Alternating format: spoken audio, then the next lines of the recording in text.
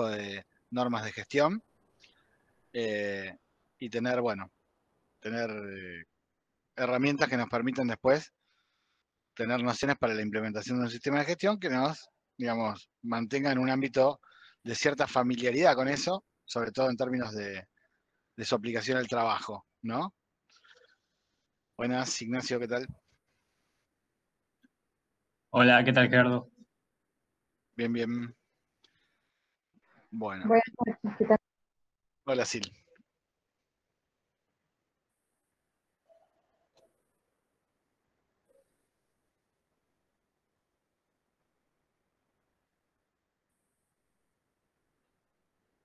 Bien.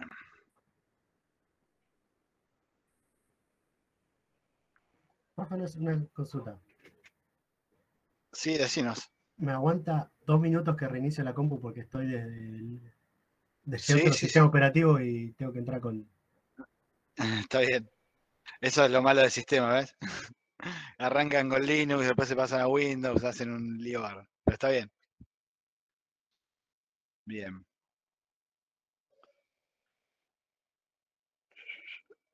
Ya somos masa crítica. Ahora se va a unir seguramente Roberto.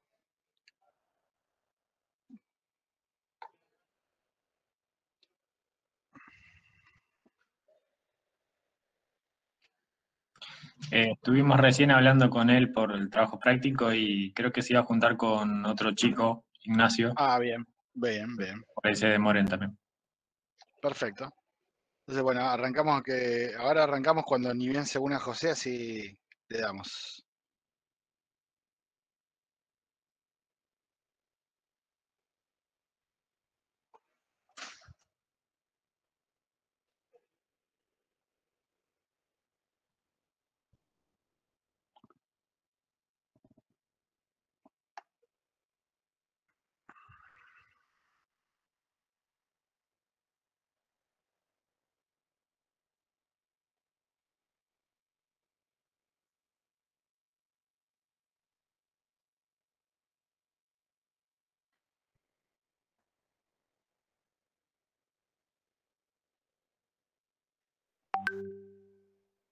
Profe, ¿le hago una consulta? Sí, Nadia. Buenas noches. El link que usted pone en el CBG, ¿es el mismo de la Sí. clase pasada? No. O sea, Ah, el que pegué es el mismo que se generó para esta, en la que estamos ahora. O pero sea, yo no, siempre. no, no pegó ¿No el te link. funcionó? ¿No? No, es que no está. Dice, le dejo el link para ¡Apa! la clase de hoy. Saludos, y no hay ningún link. Ah, con razón, bueno, con razón, capaz que no se está pudiendo unir entonces Ignacio, se une por esa vía. Ya lo voy a pegar. Debe ¿Querés ser que lo, eso. que- querés que lo haga yo y vos vas empezando la Sí, clase? sí, por favor, mientras, así. Dale, yo ya me encargo. Dale, bárbaro. Ahí está. Capaz que me colgué en pegarlo, que no era la idea. Bueno, está bien. Errores. Bueno, dado que ya somos cierta masa crítica, porque no somos muchos más que los que estamos, ahora después seguramente se unirá Roberto y el otro compañero que está reunido con él, arrancamos. La idea es seguir progresando un poquito en el conocimiento de la normativa. Ahora les voy a compartir pantalla. ¿Dónde estamos? Acá.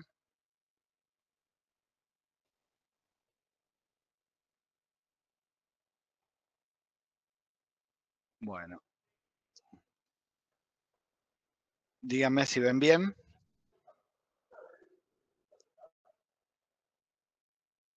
Bueno, bárbaro.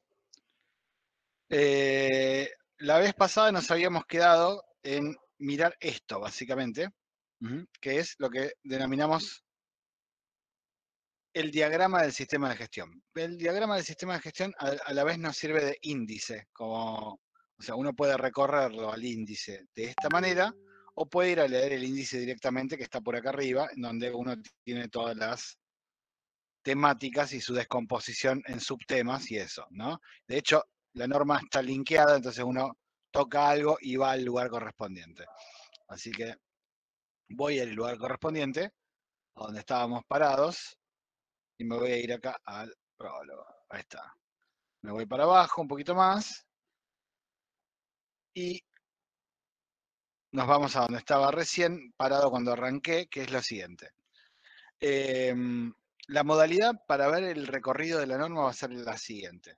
Yo no voy a leer la totalidad de la norma, vamos a leer algunos fragmentos de la norma, pero voy a hacer hincapié en algunas cuestiones puntuales que sí las voy a leer. Y la cuestión es que si yo estoy así, ¿ustedes ven la pantalla con la norma o ven otra cosa? Ah, perfecto. Bien, buenísimo, buenísimo. Bien, porque así me permite switchear un poco y ver dos cosas al mismo tiempo, así que está bárbaro.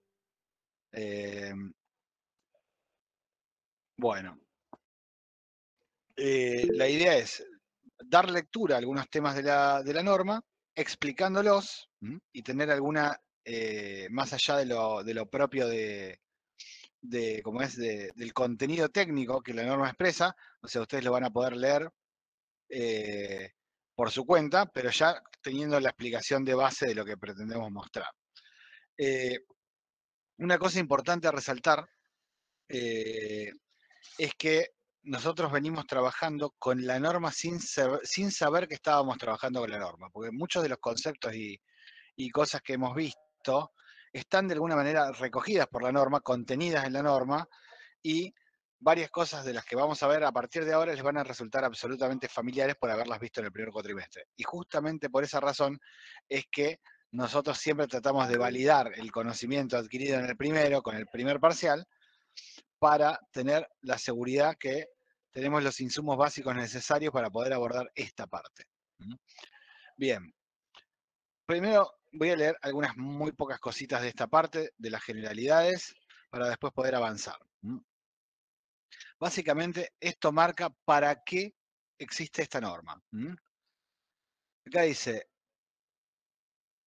implementar un sistema de gestión basado en esta norma internacional, básicamente brinda algunos beneficios. ¿Cuáles beneficios son? Capacidad de proporcionar regularmente productos y servicios que satisfagan requisitos del cliente, legales y reglamentarios. Por lo tanto, ya sabemos que satisfacer al cliente es parte del contenido técnico de lo que llamamos definición de calidad. Entonces, ya está contenido en la propia normativa eso. Bien. Después, facilitar oportunidades de aumentar la satisfacción al cliente, es decir, supone que a partir de la inscripción de esta norma uno tiene más herramientas para hacerlo. Abordar riesgos y oportunidades asociadas al contexto y objetivos, menciona riesgos que veníamos anticipando, que cuando hablábamos de la definición de calidad, estábamos mencionando la definición clásica de calidad y que seguramente con el correr del tiempo íbamos a incorporar nuevos pilares o nuevos fundamentos al concepto, y básicamente el abordaje de riesgos y oportunidades es la adopción principal de nuevas cosas que tiene esta versión de la norma. O sea, trabajar sobre los riesgos y la gestión de las oportunidades. Bien, después, otro beneficio es demostrar conformidad con los requisitos del sistema de gestión. Bien, ahora también define qué no es o para qué no sirve esta norma. No es intención de esta norma internacional presuponer la necesidad de uniformidad de la estructura de los distintos sistemas de gestión de calidad, alineación de la documentación a la estructura de capítulos o utilización de la terminología específica. O sea, la norma no persigue para nada ninguna de estas tres cosas. Cada organización puede adoptar la norma y darle el formato interno que quiera. No hay ninguna obligación de seguir los postulados de la norma para ese fin. Tampoco hay ninguna obligación de que uno base su documentación en el orden lógico que establece los puntos de la norma. Yo puedo tratar el punto mejora, que es el punto 10, lo puedo tratar en el punto 1 de mi sistema de gestión y a nadie le debería preocupar. Y cuando me vengan a auditar, no podrían decirme nada en contrario. A lo sumo me dirían, mira, fíjate si es recomendable seguirlo así, y si a mí me resulta útil, lo puedo seguir así sin ningún problema. Bien, dicho eso también, y muchas veces ya dijimos esto en el primer cuatrimestre, que no importa cómo uno llame las cosas en términos que sean entendibles para nosotros mismos, sin necesidad de escribir algún vocabulario específico determinado. En el caso de esta norma internacional, tiene una norma de términos y definiciones, que es la 9000, que después también se los voy a mandar para que la tengan ahí presente, en donde tiene definiciones particulares sobre un montón de las cosas que vamos a ver. Pero si ustedes a la no conformidad le dicen anomalía, error, no sé, system failure, lo que quieran decirle, no importa, pueden hacerlo, pero la norma lo define como no conformidad. Entonces, en tanto uno tenga claro que algo es no conforme o que no cumple los requisitos, no me importa mucho cómo lo llamen. La norma no lo pide, no lo persigue, no lo busca como objetivo. Simplemente lo que busca es que uno tenga claro que la terminología que va a usar va a ser la propia y la que le corresponda. Y si quiere usarla en la norma, que la use. Y si no la quiere usar, que no la use. No importa. No es causal de hacer nada negativo respecto a su proceso de certificación o nada de las verificaciones o auditorías. No pasa nada. Bien. Nos cuenta en la introducción que obviamente sigue el enfoque del ciclo de Deming, o el ciclo planificar, hacer, verificar y actuar, o plan, do, check, act. Tiene un enfoque a procesos, esto que vemos acá, que también lo hemos mencionado, sirve o permite trabajar por procesos, y lo que permite es dar un cumplimiento específico a cuestiones genéricas que solicita la norma como un mínimo requerido que la propia organización va a definir si además de esos requisitos mínimos requeridos por la norma, tendrá otros propios que le apliquen u otros de carácter de contexto, tales como por ejemplo solicitudes o peticiones de los clientes o requisitos de carácter legal, cualquier requisito que sea un input para la organización. Después nos explica cómo leer esto cuando dice que algo debe, es decir, quiere decir que es un requisito y por lo tanto es de carácter obligatorio.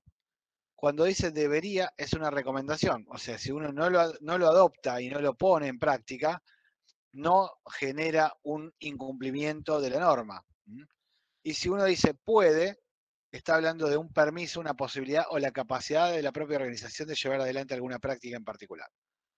Esto es muy importante de resaltar, pero siempre hay que tener en cuenta que la norma es de adscripción totalmente voluntaria, es decir, nadie me obliga a mí a usar esta norma internacional. Yo la uso porque quiero, porque me conviene, porque si no, no estoy dentro del mercado, porque si no, no puedo competir adecuadamente, no importa la razón, pero nadie me puede obligar. Ahora, si yo tengo una pretensión determinada, como por ejemplo vender mis productos en el mercado europeo, y la Unión Europea determinara tal vez que esta norma internacional es un requisito para las empresas externas a la Unión Europea para poder colocar sus productos ahí, entonces claramente la tengo que cumplir, si no, no puedo estar. Se torna en un requisito legal. Es una disposición, una regulación. De la misma manera, si un cliente me dice, vos para poder venderme tus servicios o tus productos, yo necesito estar seguro de que vos tenés procesos robustos de verificación interna. Por lo tanto, te voy a exigir que tengas una certificación. Y esta norma internacional adoptada y trabajándola. Porque yo no tengo una fuerza para ir a auditarte y ver y controlar yo. Entonces, vendeme vos con certificación. Bueno, entonces si yo no tengo la certificación, no me compra.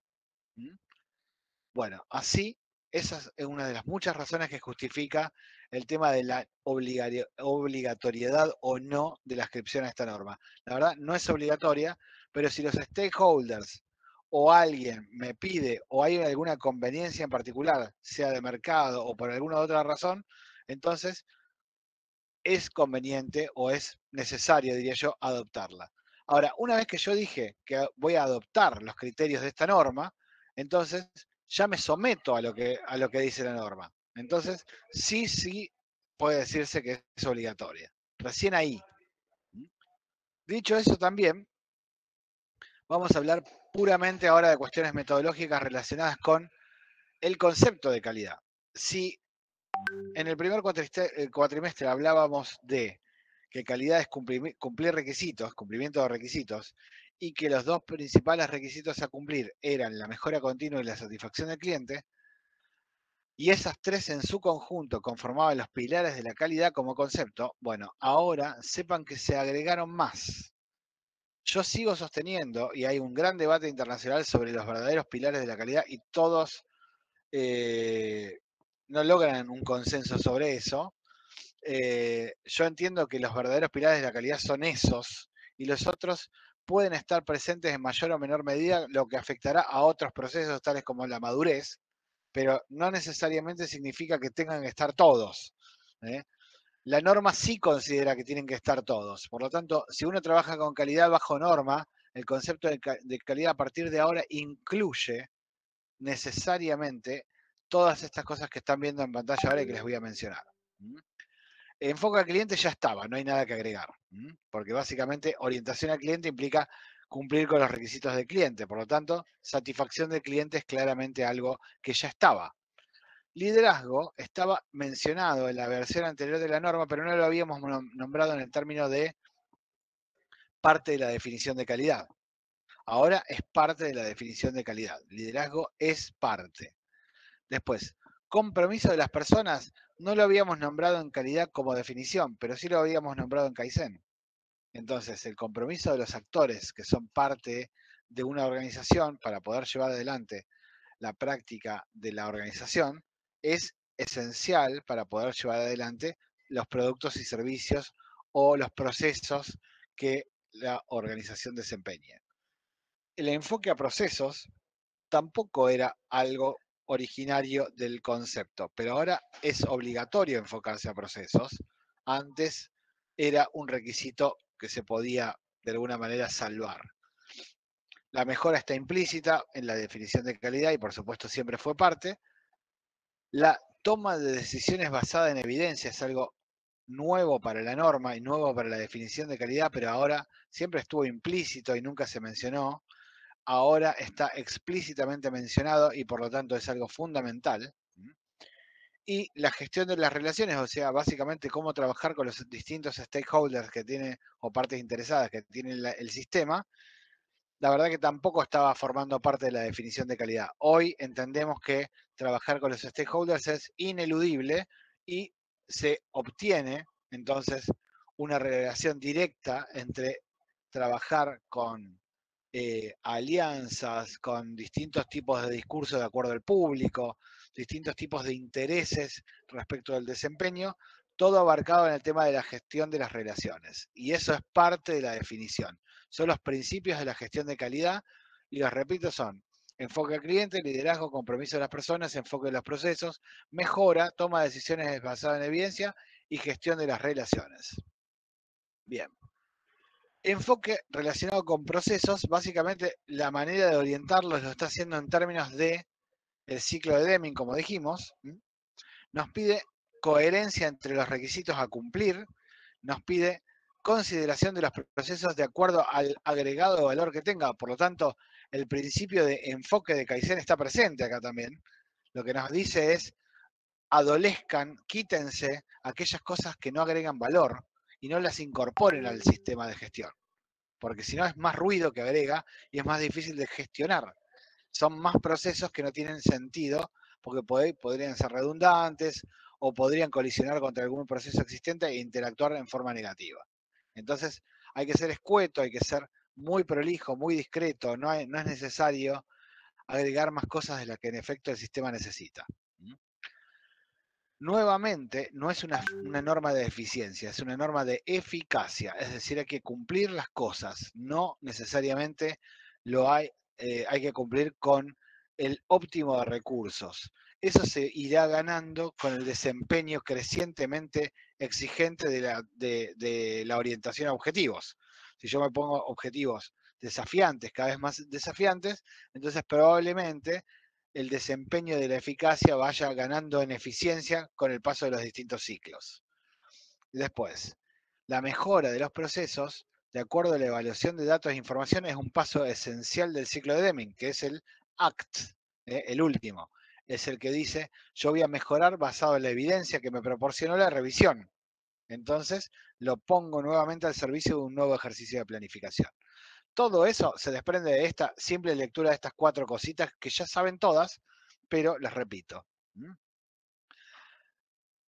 Plasmado en formato de cuadro o de alguna gráfica de cómo debería ser cualquier proceso dentro de la organización y su correspondiente combinación en un sistema de gestión, nos muestran un SIPOC, que ya vimos, un SIPOC, un Suppliers, Input, Process, Output y Customer, o entradas, fuentes, mejor dicho, sources o fuentes de entrada, básicamente proveedores o suministradores, entradas o inputs del proceso, las actividades propiamente dichas, o sea, lo que hay que ejecutar, los entregables, qué cosas yo tengo que aportar o entregar, y quiénes son los receptores o clientes o usuarios, depende de qué parte interesada se trate.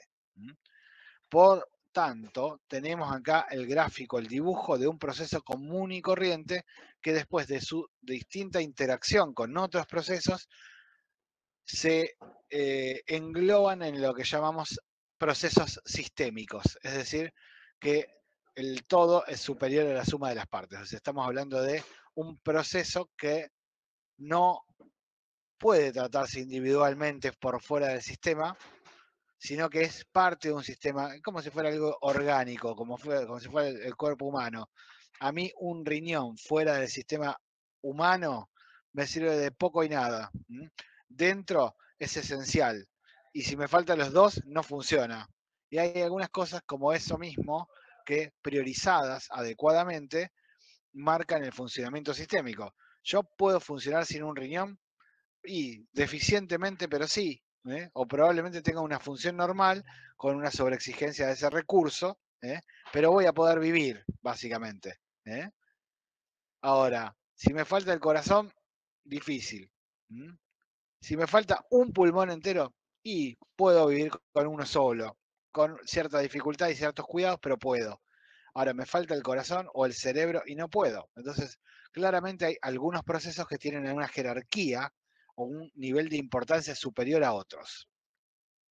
A esas cosas se los llaman procesos críticos dentro del marco de cualquier organización. Los procesos críticos o rutas esenciales de la actividad de una organización. Bien, sigo adelante un poquito y obviamente nos marca que está basado en el ciclo de Deming nuevamente y ahora nos posiciona en lo que había mostrado antes. Incorpora las cuestiones de la definición de calidad nuevas como liderazgo, lo pone como un nodo central responsable de poder apoyar las distintas actividades del ciclo de Deming. Y después vamos a dedicar un capítulo entero a liderazgo, cuando hablemos del capítulo 5, porque además impacta mucho el tipo de liderazgo que es. No es cualquier liderazgo, tiene que ser un liderazgo dedicado al ámbito de llevar adelante los postulados de la norma, de los propios de la organización y de las partes interesadas y requisitos de otra índole. Bien, esto vamos a recurrir y de hecho yo diría que si no se imprimen toda la norma, por lo menos imprímanse esto de acá, que les va a resultar en una guía rápida, porque de hecho en esta misma parte podrían hasta poner anotaciones, en donde veamos algunas cosas clave de este tema. Sobre todo cuando tratemos los aspectos críticos de la norma para poder usarla en sentido de gestionar, de llevar a la práctica cosas. Avanzo un poquito más. Acá hay una breve definición del ciclo PHBA o PDCA, que por supuesto fue producto de examen anterior, entonces claramente la tienen todos ya sabida. Conocen de qué se trata y es básicamente ni más ni menos que el ciclo de Deming. Así que eso es el principio rector de todos los sistemas de gestión existentes hasta ahora y varias de las metodologías, incluso las más modernas, porque todas tienen embebido este tipo de cosas. A lo sumo agregarán otra instancia más. Pero estas 4 cosas son parte del pensamiento abstracto normal del ser humano. Entonces, justamente está tomado del pensamiento que se llama pensamiento científico. O sea, uno tiene que tener una cierta hipótesis, poder después contrastarla, probarla, llevar adelante lo que se llama la tesis, es decir, lo que implica el corpus de lo que quiero desarrollar, lo llevo a la práctica y después está la contrastación empírica, o sea, verlo funcionando contra la realidad. Y si la realidad me marca una retroalimentación con aprendizaje, después validaré la hipótesis o la descartaré si no cumple con lo requerido. O sea, le pondré un cierto parámetro de aceptación o rechazo. Bueno, así funciona el ciclo de Deming también, está basado en el pensamiento crítico. Bien. A lo cual le sumamos un input más que no teníamos en cuenta al momento de hablar de la definición, que es a partir de la adscripción a esta norma internacional y sobre todo de esta versión en particular, más allá de que antes se tratara con cierta liviandad, en esto hacen muchísimo hincapié que todas las actividades de la organización siempre tienen que estar pensadas en función del riesgo. Y por eso justamente se justifica haber visto en el primer cuatrimestre uno de los varios modelos de gestión de riesgo que hay, que es el ANFE, en donde en función del número de probabilidad de riesgo de las cosas que analizamos, vemos qué tipo de toma de decisiones tener para poder saber cómo abordar los problemas, porque no se pueden abordar todos juntos. Dado eso, pensar basado en riesgo supone que ante cualquier cosa que ocurre en la organización, si yo lo trato en función de riesgo, voy a pensar qué riesgos tengo hasta para poder tomar una solución. Si yo tomo una solución que impacta contra otra cosa existente, tendría que tomar algún recaudo, porque si no tomo el recaudo, no sé si no va a impactar negativamente al punto que no me permita actuar en forma normal.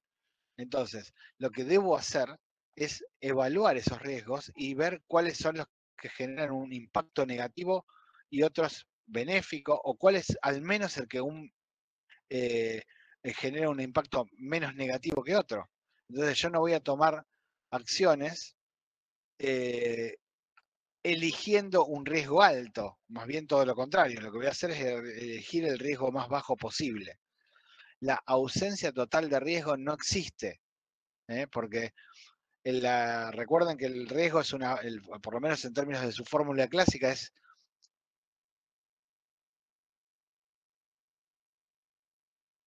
una...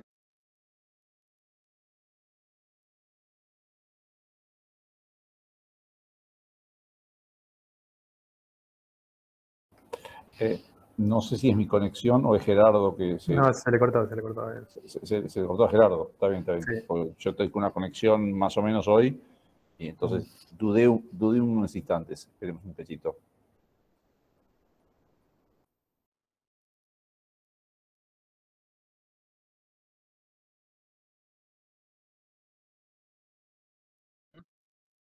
Sí. ¿Se me cortaba? Sí, se cortó. Ah, bien. ¿Y Sí, ahora? justo te estaba mandando un WhatsApp porque yo dudé a ver si era mi conexión acá o la Sí. tuya. No, eras vos.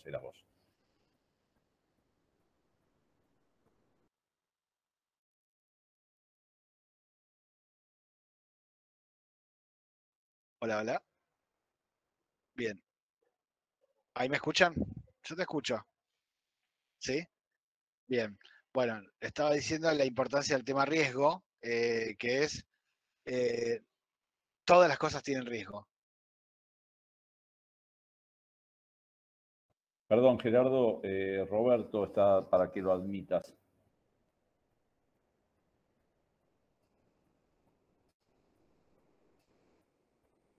Me parece que no estaría pudiendo admitirlo. ¿Yo? Ni escucharme a mí. Negativo en esta base, dirían los militares. Sí. Personas. Ahí está. Gerardo, Hola, Ignacio. Sí, Roberto sí, está tratando de ser admitido. Fíjate, por favor, que vos tenés el control. sí, lo sé, pero no veo el pop-up para poder admitirlo, pues no me entró. Y en participantes no te aparece Estoy fijándome si me aparecen participantes como como alguien pendiente. Ahí yo no puedo hacer nada en esa, ¿eh?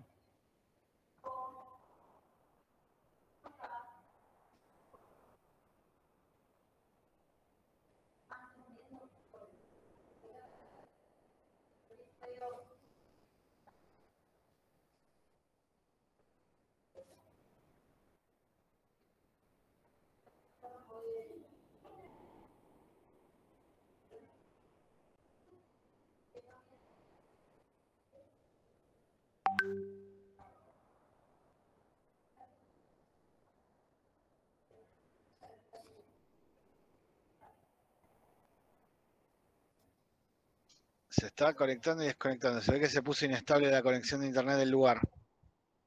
Ahí está. Bueno.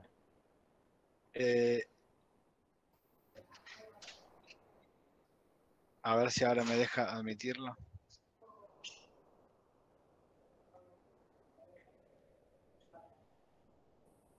No me añadir.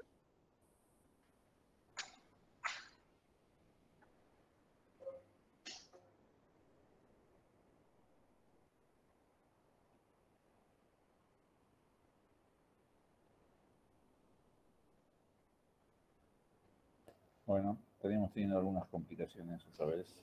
Habrían empezado fuertes.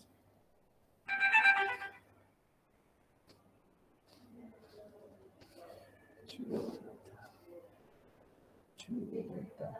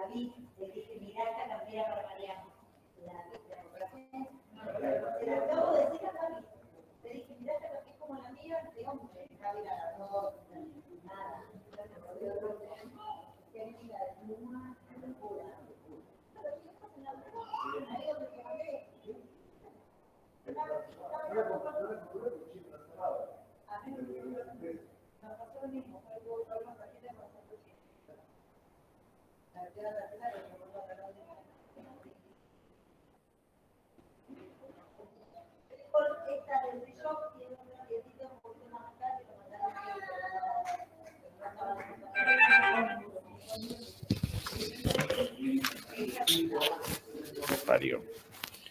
Vaya. Me lo voltea.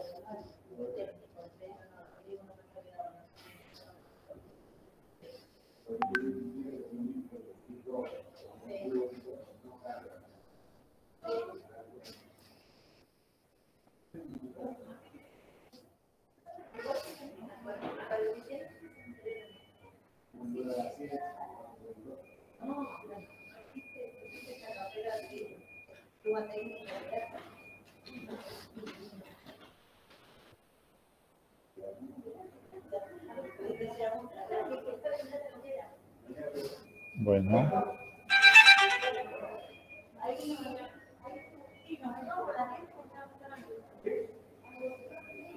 Bueno. No sé ni de dónde son los sonidos. Este es de Telegram.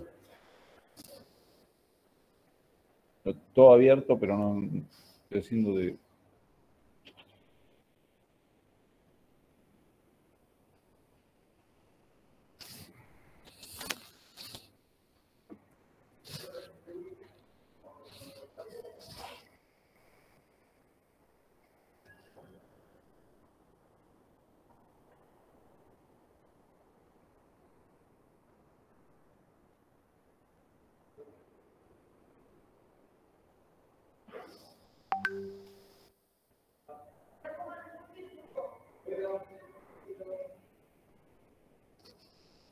No sé. Aprovecho de decirle que ahí en el CDG no me aparece todavía la corrección del parcial.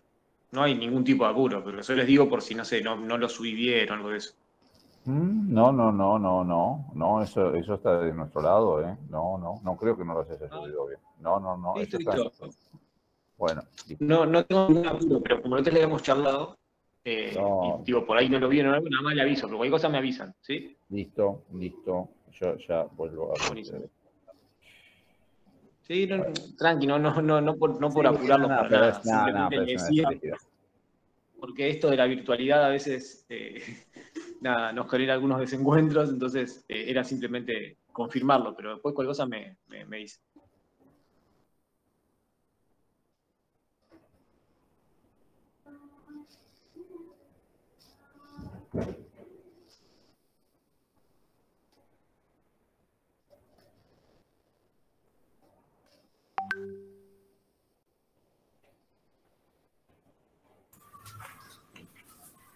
Buenas noches.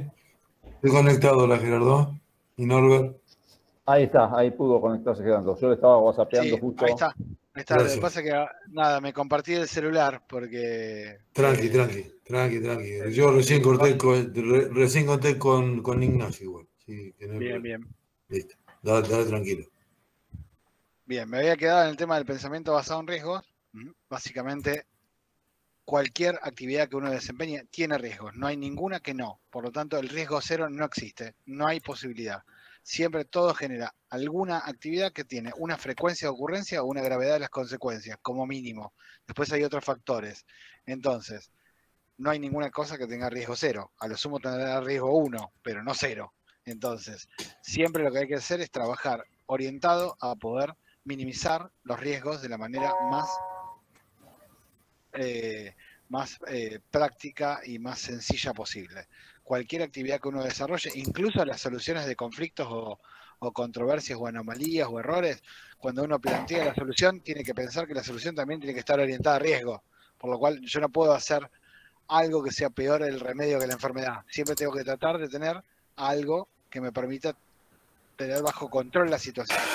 Bien, esas cosas claramente son cosas que la propia norma va teniendo en cuenta a lo largo de su desarrollo. Bien, avanzo un poquito más.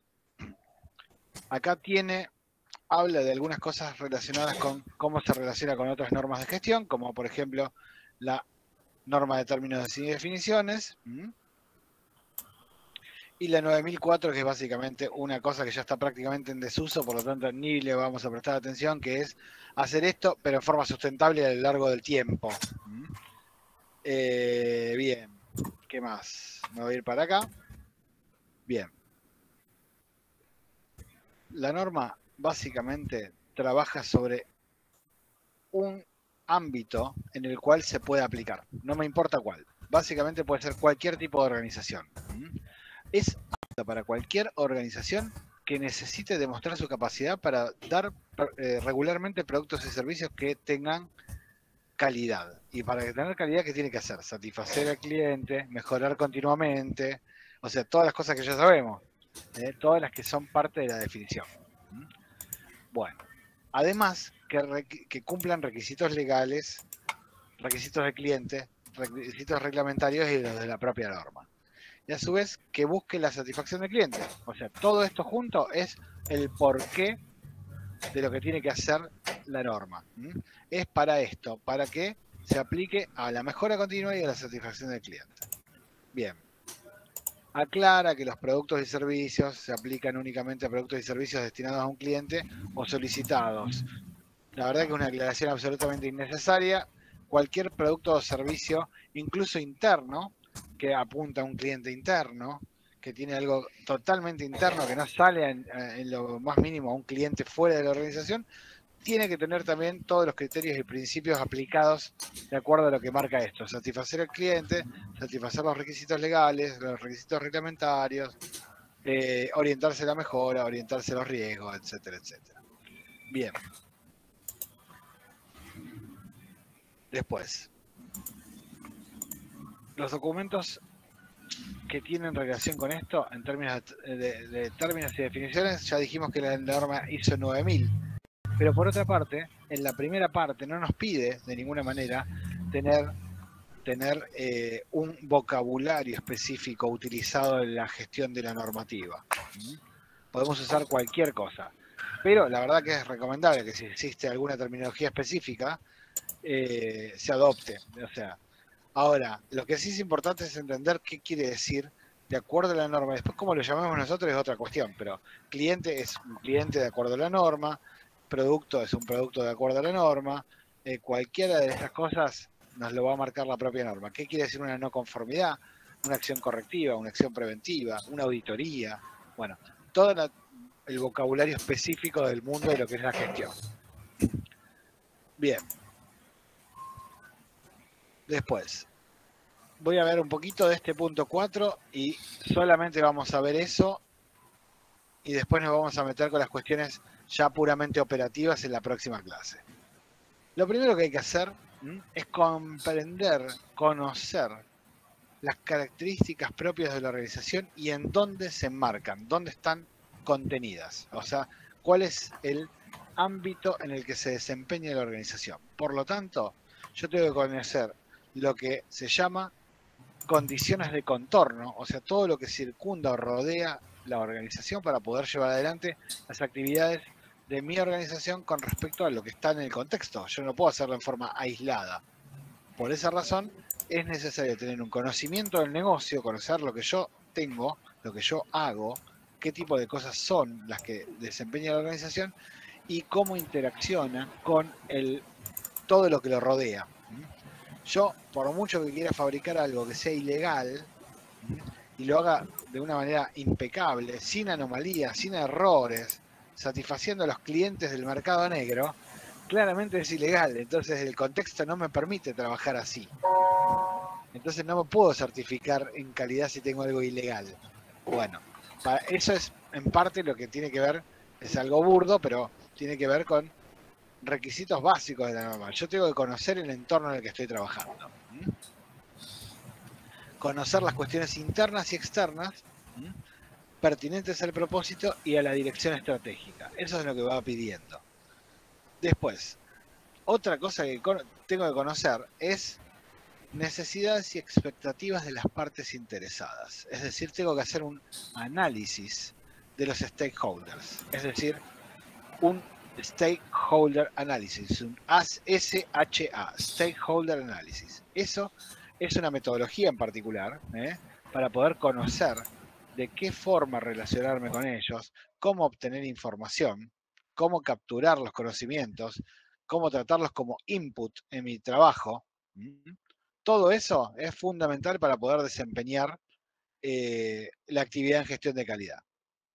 Después vamos a ver algún ejemplo de esto en particular, así que no voy a profundizar mucho ahora. Después, ¿qué me pide en este sentido? Tengo que conocer los requisitos pertinentes del sistema de gestión propios. ¿Qué partes interesadas tengo que atender con el sistema de gestión? Porque pueden ser inabarcables, pueden ser muchas, pueden ser de otro origen y tal vez no tenga que prestarles atención. Tengo que ver cuáles. Y cuáles son los requisitos que cada uno de ellos tiene para con mi sistema de gestión. Y dice que tenemos que realizar seguimiento y revisión de la información sobre ellos y sus requisitos. Cuando me marca ese tipo de cosas, me está diciendo, acá debe, acuérdense que debe es un requisito, es que no es opcional si yo quiero tener esta norma. No, la verdad que yo no hice un monitoreo de mis clientes. No, lo tengo que hacer. ¿Por qué? Porque debo tener un seguimiento, lo debo hacer, de mis partes interesadas, de mis proveedores, de mis clientes, de las autoridades locales, de cualquier cosa, pero las que yo tenga identificadas como partes interesadas relevantes, las tengo que tener sí o sí estudiadas y manejadas de esta manera. Bien. Me fui un poco sin querer. Bien. Determinar el alcance de un sistema de gestión. Nada fácil. Nada fácil. Ahora voy a explicar eso hasta ese punto y ahí paro, para no marear. Bien.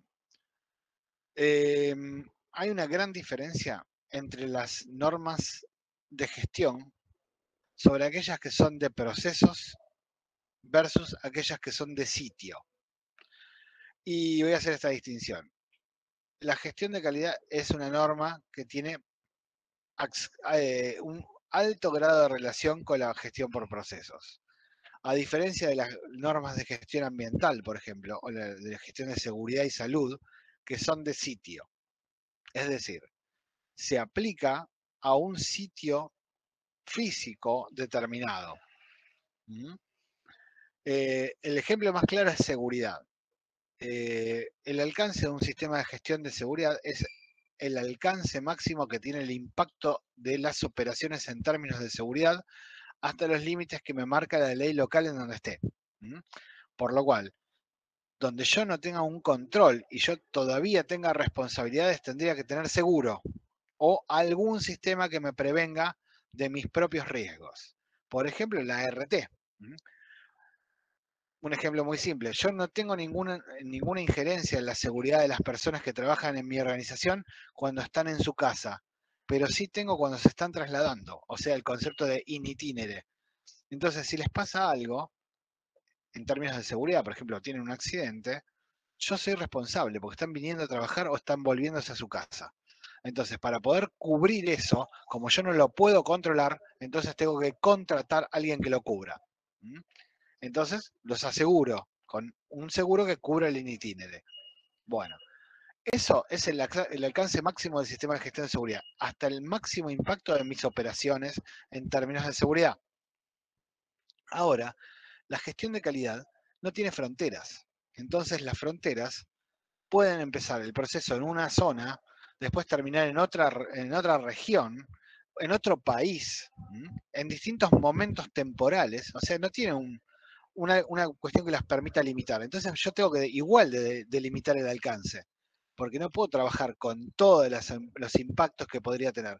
Entonces, ¿qué voy a hacer? Voy a descomponer los procesos y voy a sumar el alcance de cada uno de ellos en términos individuales. En donde alcanza el proceso que tengo yo bajo mi sistema de gestión y su sumatoria con el resto de los procesos, hasta ahí es el alcance de mi sistema de gestión.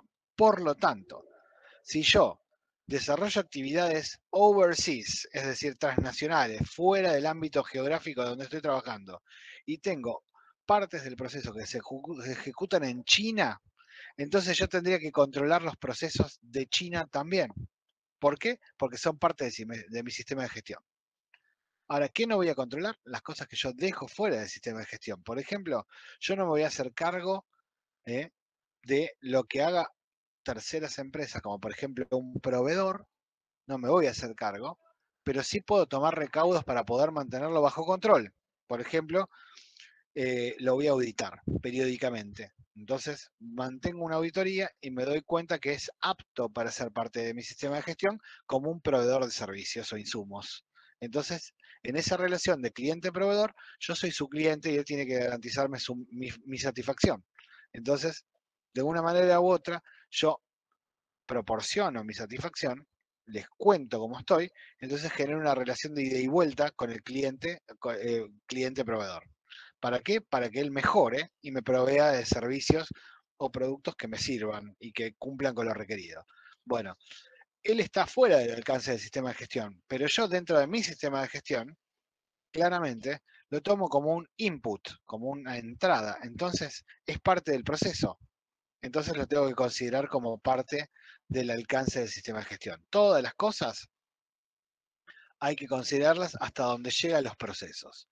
Ahora, es un poco más difícil de ver la gestión ambiental, porque la gestión ambiental tiene un alcance limitado geográficamente, pero es difuso, porque a lo que llega es hasta la última traza detectable y medible del impacto ambiental. Entonces, hay muchas cosas que no se pueden medir o que no se pueden atribuir a mi responsabilidad, como por ejemplo, yo sería responsable de la contaminación del aire hasta donde se pueda detectar la última partícula de aire contaminado por mi operación. Entonces, y yo dentro de mi territorio nacional donde estoy trabajando tengo leyes, tengo requisitos legales que cumplir, tengo límites permitidos, etc.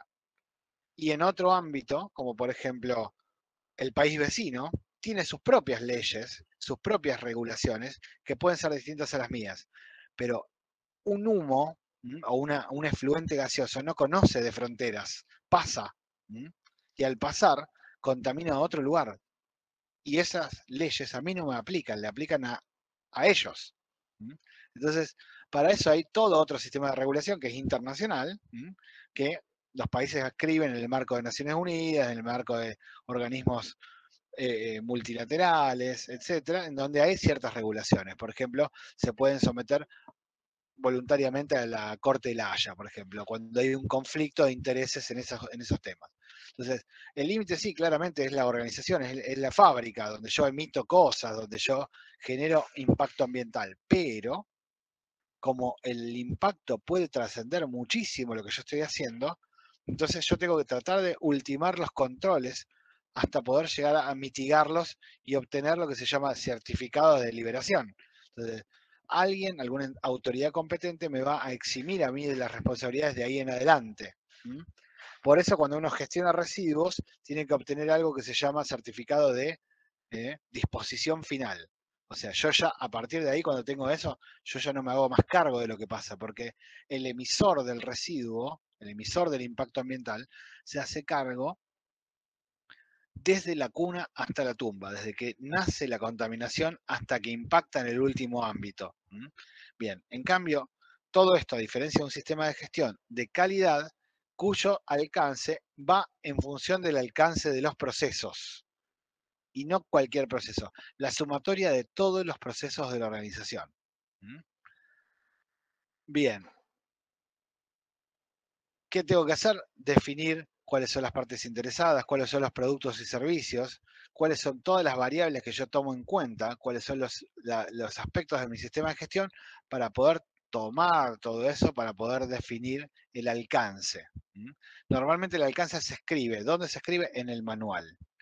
Si, dado que no es obligatorio tener manual, como lo dijimos en el parcial 1, pero que por práctica todo el mundo lo utiliza, entonces decimos que uno lo escribe donde quiera, pero tiene que estar escrito el alcance del sistema de gestión, porque es auditable. Bien, no me voy a meter ya en los demás temas, porque si no, esto es una buena introducción para los siguientes puntos, entonces los quiero dejar dentro de la misma exposición. Así que por mi parte, por hoy estaríamos. Esperen que voy a dejar de compartir. Ahí estamos. ¿Alguna duda hasta acá o pregunta? O sea, la idea es que cada uno pueda ir leyendo la normativa, ir teniéndola de referencia y haciendo las anotaciones ahí mismo. Sobre esa base, después la van a poder usar como insumo para sus trabajos si quieren, o para el examen, o para las vidas cotidianas cuando quieran usar. Porque en definitiva, muchas de estas cosas después se terminan replicando en otros métodos, en otros sistemas de gestión, en otras normativas. Entonces, siempre decimos que de la aplicación de esta, y conociendo cómo se aplica, o cómo se instaura, cómo se implementa, podemos tomar muchos elementos para casi cualquier otra norma, incluso las técnicas. Así que después, o sea, cada uno va a ir apegándose un poquito más al tema de la gestión de la normativa, pero a todos nos resulta un poco ajeno ahora y tal vez no muy cercano a nuestro gusto. Pero el mundo industrial, el mundo laboral se basa mucho en normativa. Entonces tenerla como aliado, más que como un problema, es algo recomendable. Norbert o Robert, ¿alguno de los dos quiere acotar algo o comentar algo?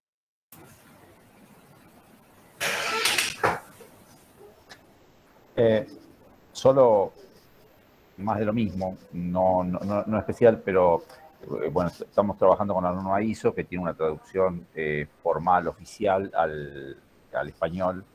Tiene una versión, no una traducción, tiene una versión oficial en español.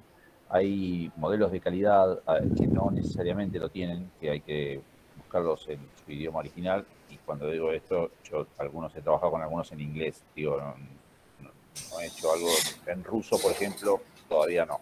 Me faltaría un poco más que eso.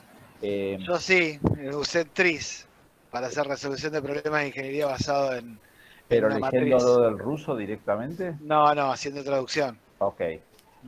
Por eso mismo digo, porque cuando a la hora de evaluar hay que tomar la versión oficial, y la versión oficial si está en inglés, entonces ahí este debe es el must, el puede, claro, must, el may o might. Y el might o el should. Should. Ahí podría haber alguna sobre el should o el might. No, el should. Claro. El might es un poco más imperativo todavía. Sí, el más imperativo. Sí, el might es un poco más imperativo que el should. Es should. Sí. El should lo usan como debería. O sea, es en términos de recomendación. Una recomendación. Es como el debe nuestro, el debería de ella. Claro, es como I strongly recommend that you do tal cosa. O sea, te recomiendo fuertemente hacer tal cosa. Entonces te dicen should. Si es sí o sí como requisito, te dicen must. Lo tenés que tener. Chao. No tenés escapatoria. Bueno, pero igual esta traducción es oficial, entonces, o sea, el debe por hay eso. que interpretarlo como debe, así. Acá no hay historia, pero hay otros modelos en los que no hay versión oficial en español, aun cuando haya traducciones al español, que no es lo mismo. Tal cual, es verdad. Pero a la hora de ir a laburar, digamos, para algún tipo de acreditación ahí está, priorización. Ignacio, ¿vos usaste alguna vez esquemas de priorización basado en metodologías rusas? No es la Sputnik. Sí, en realidad lo usamos en el trabajo para hablar con el negocio. Y que ellos definan qué es, como decían ustedes, el must, should, could o want. ¿Ya? Claro. Para saber, bueno, la prioridad que le dan a los requerimientos. Bien. Hay algunas metodologías que hasta usan un código de colores. No importa tanto, digamos, lo que importa es tener un criterio, el que adopte la organización. En función de la metodología o el modelo que use. Así que, y esto es casi, para todos los sistemas de gestión, es casi todo igual. Lo que importa es adoptar uno. Y ser coherente, ¿no? Adoptar ese y digamos, embeber o bañar toda la organización con el mismo criterio, para que sea uniforme, ¿no? Pero bueno, nada, eso. Robert, ¿vos querés comentar algo? Ya está, ¿no? No, está bien. No, está bien. Está completo. Bueno, perfecto. Bueno, gente. Bueno, los saludamos entonces. Que anden bien. Bien, nos estamos viendo. Muchas gracias. Nos vemos mañana nosotros, Gerardo. Bueno, sí, nos vemos, Robert. Nos vemos. Hasta luego.